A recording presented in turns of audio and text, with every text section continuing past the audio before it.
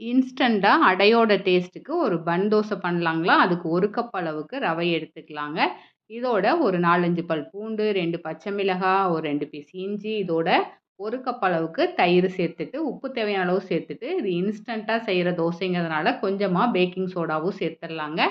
இத நைஸா அரைச்சுட்டு, இது ஒரு பவுலுக்கு மாத்திரலாங்க. இதோட 1 1/2 கப் அளவு கடலை மாவும், ஒரு 2 ஸ்பூன் அளவுக்கு அரிசி மாவும் சேர்த்துட்டு, கட்டிகள் இல்லாம கலந்து விட்டுறலாங்க. இத 1 மணி நேரம் அப்படியே மூடி வச்சிடலாங்க.